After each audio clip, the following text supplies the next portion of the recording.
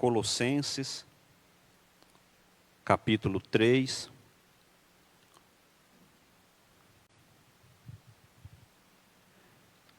Versículo 1.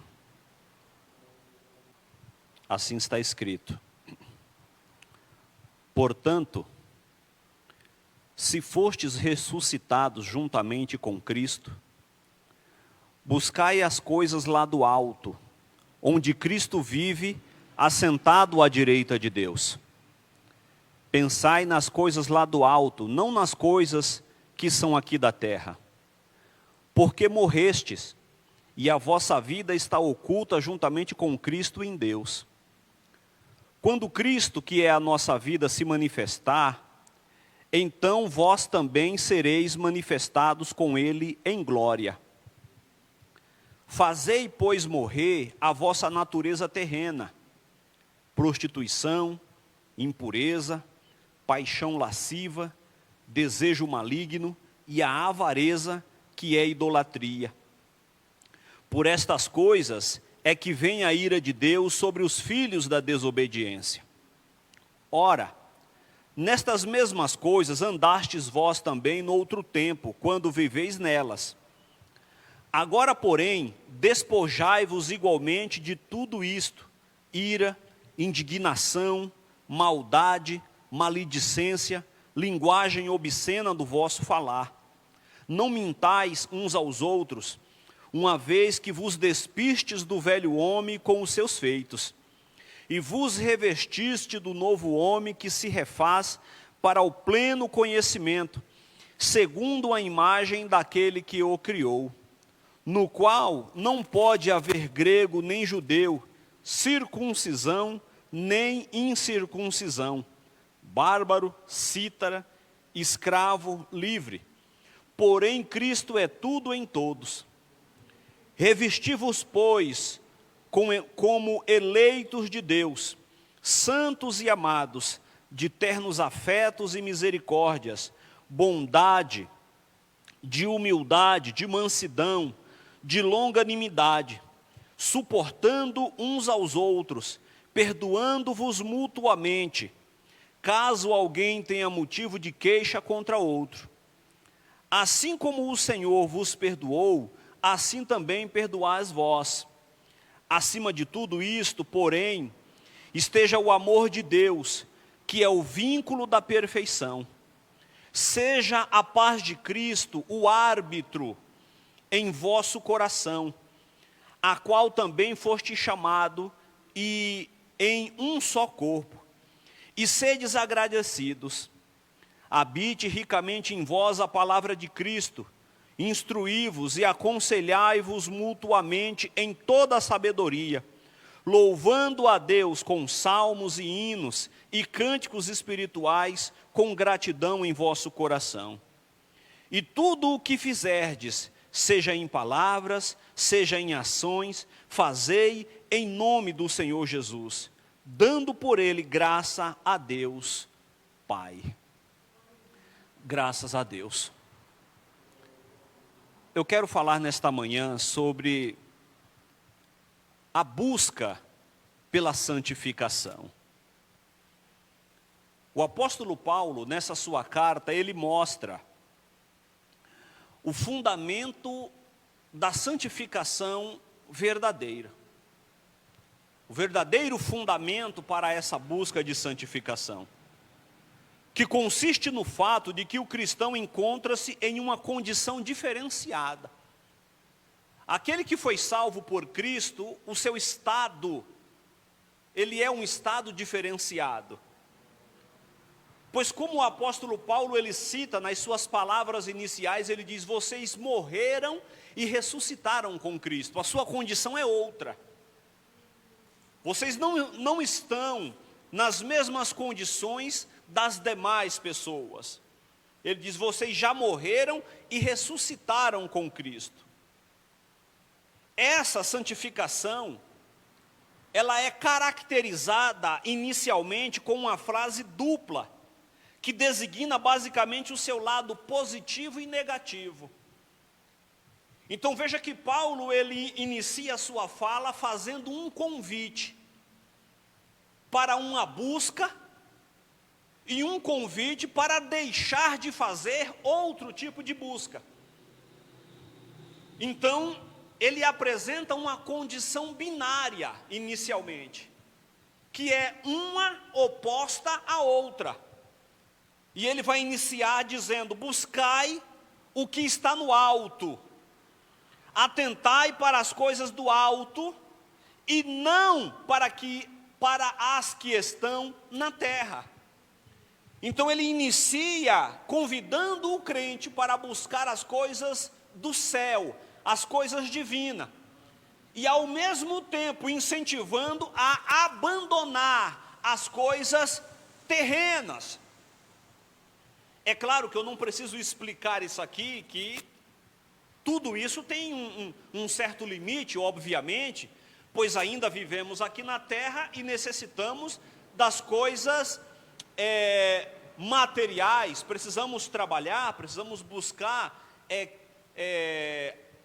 situações para a subsistência física. E não é disso que Paulo está tratando, e mais adiante nós vamos perceber a respeito do que especificamente Paulo está tratando. O crente, de fato, ele morreu e encontrou sua verdadeira vida, única e completa em Jesus Cristo. O crente, ele vai se encontrar verdadeiramente nessa unidade, nessa união que existe com Cristo. E é isso que Paulo está chamando a atenção. Pois, por isso, ele, e somente ele, Jesus Cristo, passa a ser o objeto e alvo de toda a nossa reflexão e empenho.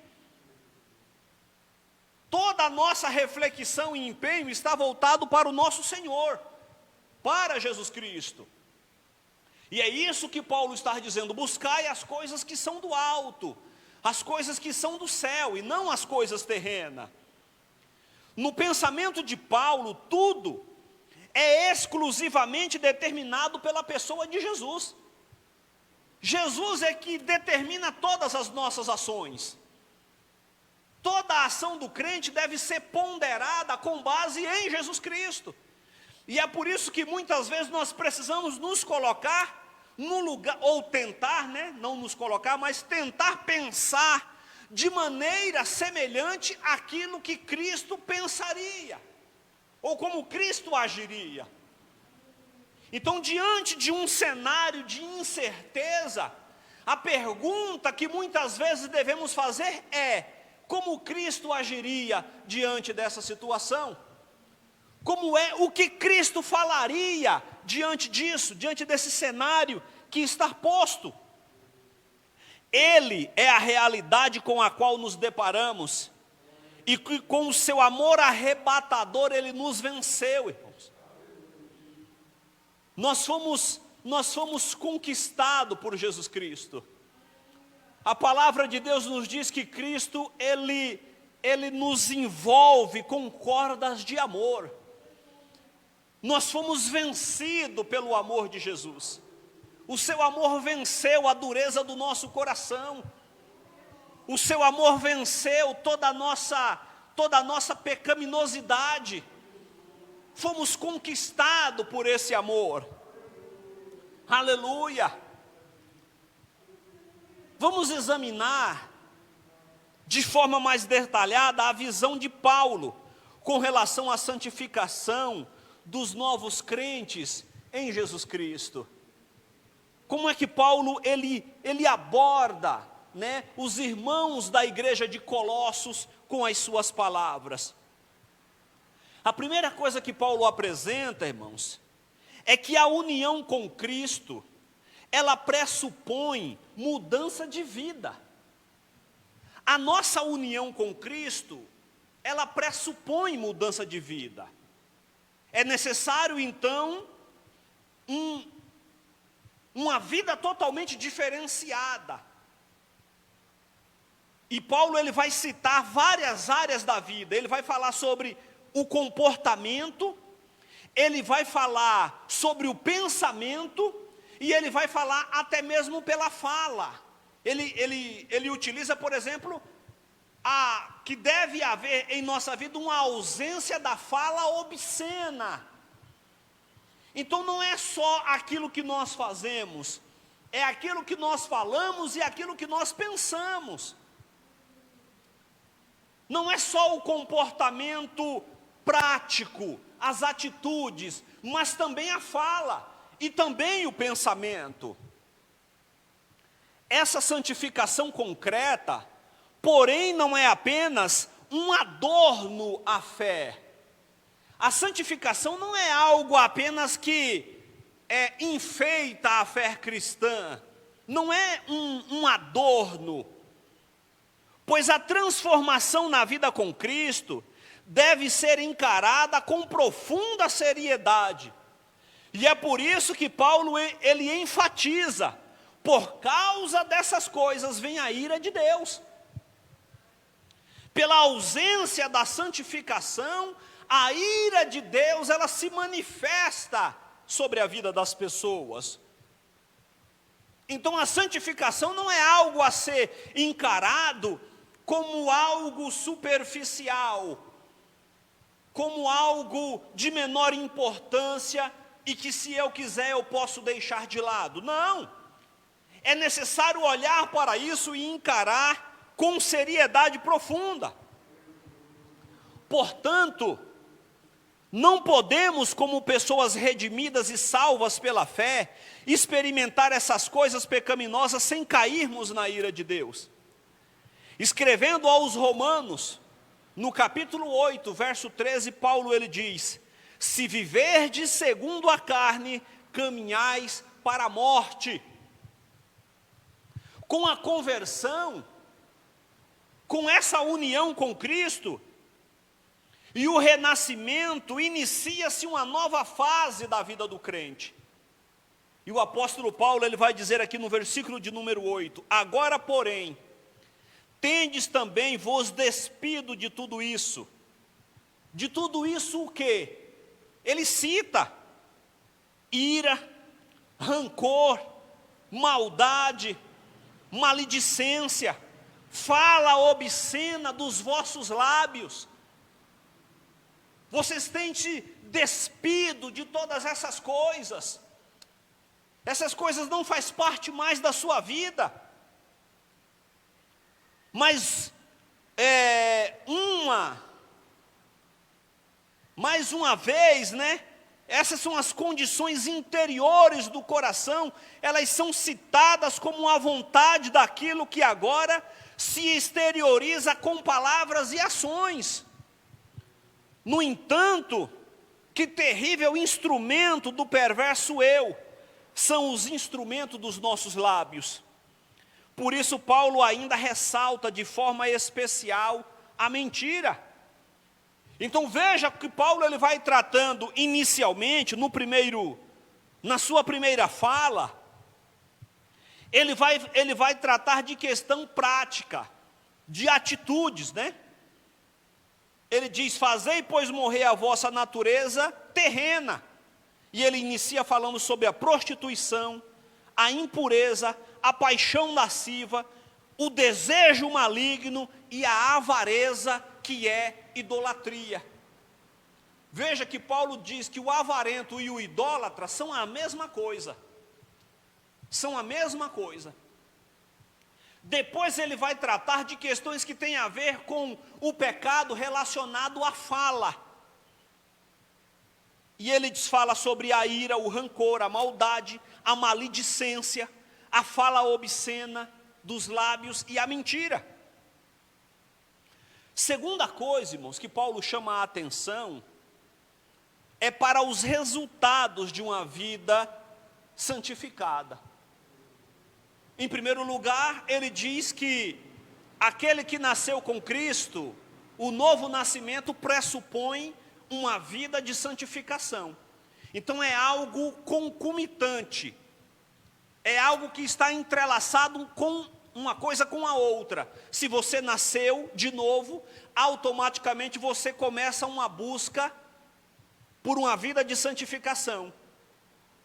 Novo nascimento pressupõe uma vida santificada. No segundo momento, Paulo ele apresenta os resultados disso.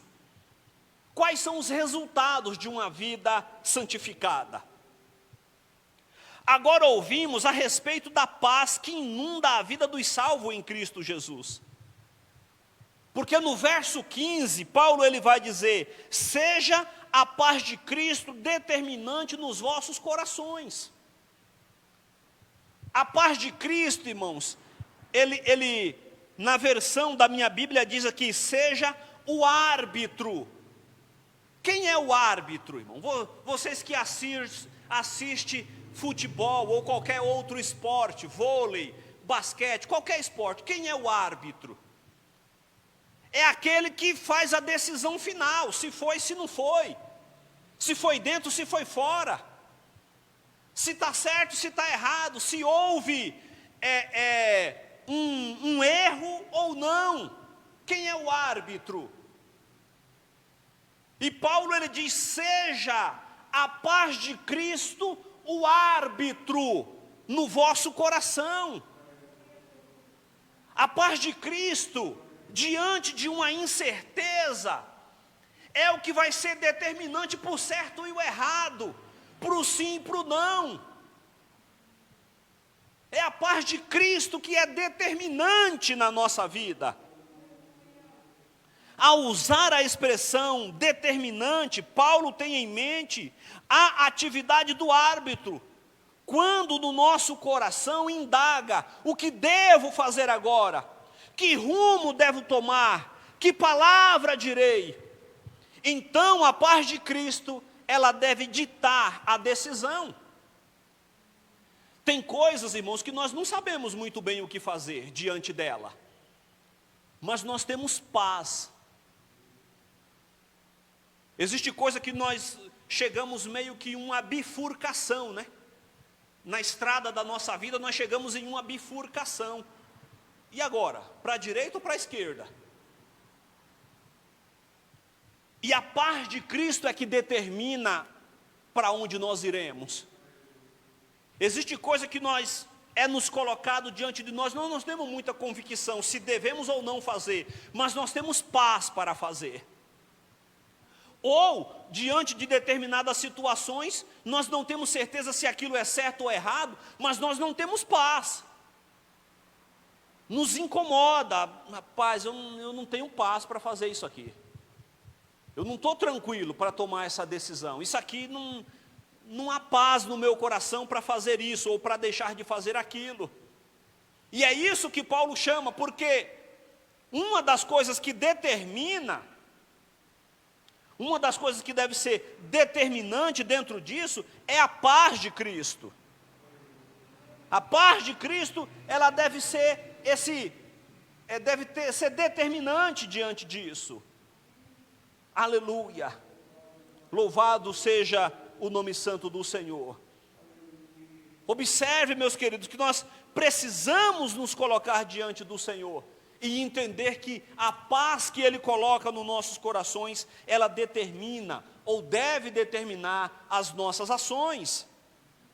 Aleluia!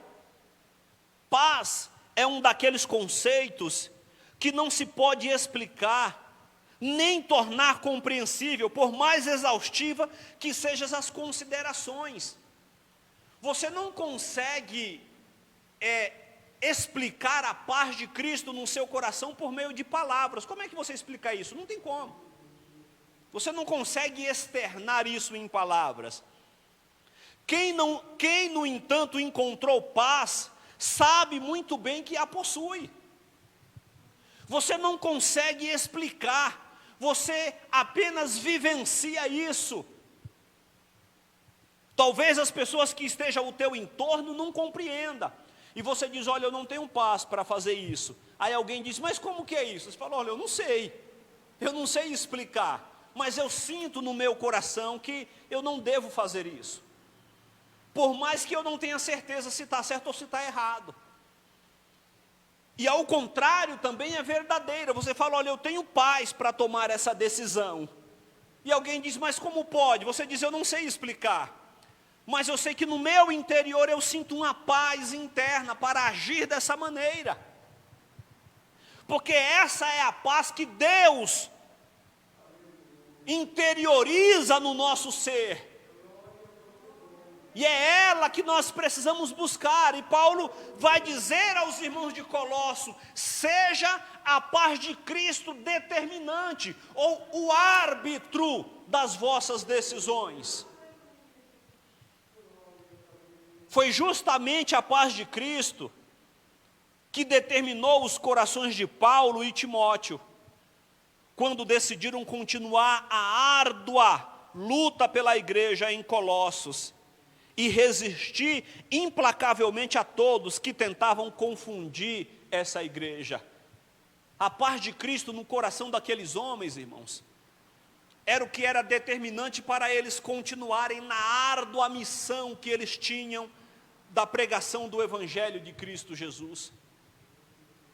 É a paz de Cristo, irmãos, que nos faz permanecer no caminho que nós entendemos que está em harmonia com a palavra de Deus, ainda que os resultados momentâneos não sejam os melhores, ou não seja aquele que nós imaginaríamos que seria, mas a paz de Cristo fala aos nossos corações e diz: continue assim, meu filho, continue assim, minha filha, porque esse é o caminho que eu estabeleci para a sua vida, e essa paz que interioriza todo o seu ser, faz com que você permaneça seguindo os mesmos passos. Aleluia! Bendito seja o nome santo do Senhor. A paz de Cristo, meus amados, nos faz permanecer fiéis à sua vontade, fiéis àquilo que Cristo Ele tem determinado para as nossas vidas. Aleluia! Mais adiante, Paulo, ele vai dizer no verso 17: e tudo o que fizerdes, seja em palavras, seja em ações, fazei-o em nome do Senhor Jesus, dando por ele graças a Deus Pai. Tudo que for feito, Paulo diz, seja feito no nome de Jesus Cristo. Essa é uma expressão frequente, cujo teor nós percebemos quando, por exemplo, uma prisão acontece em nome da lei, ou em nome da grave sentença promulgada por um povo. Quando alguém age em nome da lei, ele não está agindo por ele mesmo. Quando alguém age em nome de outra pessoa, quando um juiz, um promotor, um policial, um oficial de justiça, ele age, ele não está agindo por ele. Ele está agindo em nome de algo. Ele está agindo em nome de uma instituição. E aquilo que ele está fazendo só é eficiente, ou só tem poder, aquilo que ele está fazendo só tem poder, porque ele está fazendo não por ele, não no nome dele, mas em nome dessa instituição a qual ele representa. É por isso que aquilo que ele faz é obedecido. Se você para num local proibido, ainda que de maneira rápida, seja uma parada rápida apenas para que alguém desça, ou para que você pegue algo, e chega uma viatura da CET e aciona a sirene, imediatamente você se retira. Por quê? Por conta daquele homem que alertou que você não deveria ficar ali? Não, não é por causa do homem, mas por causa da instituição a qual ele representa. Ele em si não tem poder nenhum, ele é um ser humano como você, ele não tem autoridade nenhuma, mas a instituição a qual ele representa, sim.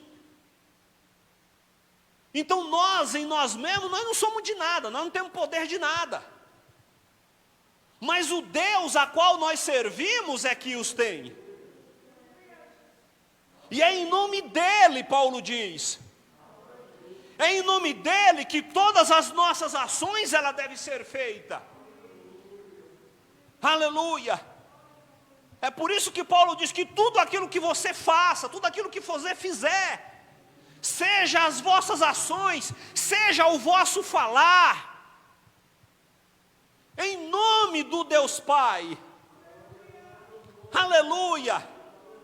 Porque embora nós não tenhamos autoridade, mas aquele a quem nós representamos tem. E as coisas acontecem, elas são realizadas, não por conta da nossa palavra, mas por conta daquele a quem nos outorgou a autoridade para falar. Bendito seja o seu santo nome. Louvado seja o nome santo do Senhor. Declarar algo em nome de alguém, por incumbência dessa pessoa, acontece de tal maneira que, a rigor, a própria pessoa representada esteja agindo, falando ou reivindicando. Se você vai em algum departamento com uma procuração de uma outra pessoa, é como se aquela pessoa estivesse falando, porque você a representa. Aquela pessoa da procuração está sendo representada por você. Você tem uma procuração nas suas mãos. E essa procuração te autoriza a falar no nome dela.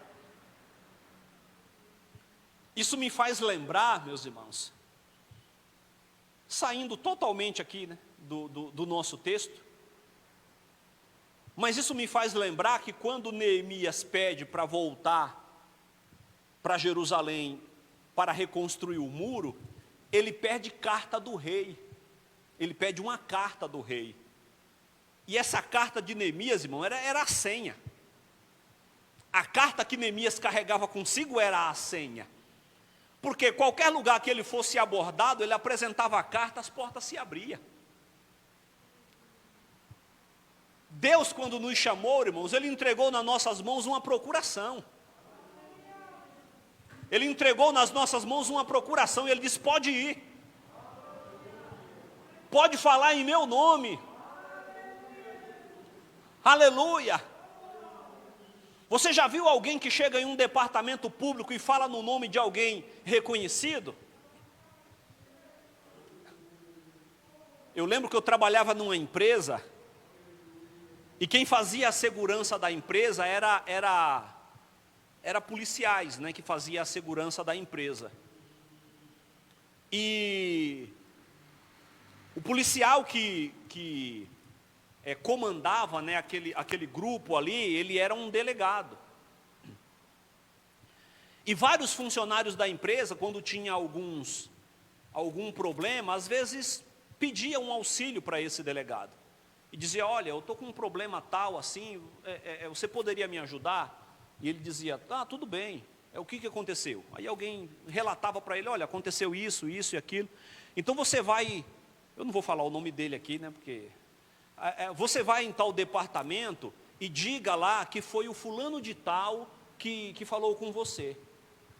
Fala que foi o fulano de tal, você fala só isso que eles vão te atender. Irmão, era a senha. Um colega meu estava com um problema num carro dele, no Detran, e o Detran sempre, não, falta isso, falta aquilo, falta mais aquilo outro, e ele não conseguia licenciar o carro nunca. Sempre havia um obstáculo, e no dia que ele foi lá e disse, olha, o fulano de tal que mandou aqui, pronto, acabou o problema. Tudo foi resolvido. Jesus, quando Ele nos chamou, irmãos, Ele nos deu essa autoridade. Jesus, Ele disse, olha, pode ir por onde vocês for, por o caminho que vocês estiverem andando, por onde vocês andarem, pode falar no meu nome. Diga que foi eu que enviei vocês. Fale que foi eu que enviei vocês, eu autorizei vocês a isso. E Paulo reitera essa necessidade de nós falarmos no nome de Jesus. Ele diz: tudo aquilo que vocês fizerem, tudo aquilo que vocês falarem, seja feito no nome do Deus Pai. Aleluia! Aleluia! Aleluia! Bendito seja o nome santo do Senhor. Aleluia. Por isso, meus irmãos, somente posso dizer ou fazer algo em nome de outra pessoa quando sei que essa é a sua vontade e terá a aprovação dela. Falar em nome de Deus não significa dizer que nós devemos falar qualquer coisa.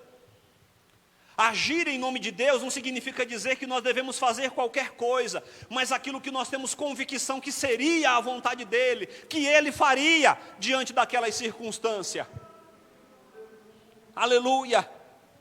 Assim, meus irmãos, preciso até mesmo abrir a mente a ponto de imaginar que outra pessoa está presente, que ela fala pessoalmente através de minha palavra, age através das minhas ações. Louvado seja o nome santo do Senhor. Aleluia. Quando se tem esse conhecimento, quando se tem essa autoridade, as coisas elas acontecem não por conta de você, mas por conta daquele que tem essa autoridade. Isso me faz lembrar um outro acontecimento, quando eu era mais jovem. Jovem, né? 18, 19 anos. Eu nunca me envolvi aqui com coisas erradas, irmãos. Nunca me envolvi com coisas erradas. Mas nessa época eu conhecia todo mundo no bairro que eu morava, aqui na região de Taipas, no local que eu morava, eu conhecia todo mundo, eu conhecia a malandragem toda. E um dia cercaram o meu cunhado lá por uma situação, cercaram ele lá uma meia dúzia, e os caras queriam pegar ele. E ele falou: não, mas eu não tenho culpa, né? O que aconteceu não foi culpa minha, tá? Eu também moro aqui na região. E o pessoal espremendo ele numa situação, ele falou: não, eu moro aqui também próximo, né? Eu sou até cunhado do Everaldo. Aí todo mundo parou, naquele momento todo mundo parou. E aí um rapaz tomou a palavra e disse: ó, deixa o cara é cunhado do Everaldo, deixa ele embora. E o rapaz foi embora. E aí ele me contou depois, né? Que pelo fato dele me conhecer, ele escapou de uma situação ali que estava meio perigosa para ele. O fato, irmão, de nós falarmos no nome de Jesus, é o que nos faz alcançar a sua promessa e aquilo que Ele tem determinado. Porque Ele tem autoridade sobre as nossas vidas e sobre todos os acontecimentos. Paulo diz: fale no nome do Deus Pai. Para concluir, meus irmãos, fazer tudo no nome do Senhor Jesus significa, portanto, lembre-se de que Jesus é Senhor em sentido máximo. Senhor sobre toda a sua vida. Um escravo não pode fazer absolutamente nada no seu próprio nome. Um escravo não pode fazer nada no seu próprio nome, pois não possui a liberdade para tanto. Pertence integralmente ao seu Senhor, e agora ele vive para Ele. Glória a Deus. É necessário que o nosso viver, meus irmãos, precisa estar alinhado com a fé que nós abraçamos em Cristo, porque o novo nascimento pressupõe mudança de vida. É necessário que nós venhamos vivenciar uma vida que esteja em harmonia com aquilo que o Senhor Jesus, Ele nos ensinou. E Paulo diz que é necessário nós buscarmos as coisas que são do alto. Aleluia. Porque é para lá que nós estamos indo, meus amados. É para o céu que nós estamos indo. Louvado seja o nome santo do Senhor. Que Deus em Cristo nos ajude nessa nossa trajetória e que possamos buscar com fervor cada vez maior aquilo que o Senhor, Ele tem nos prometido por meio de sua palavra. Bendito seja o seu santo nome. Que Deus em Cristo continue abençoando a todos. Amém, meus amados.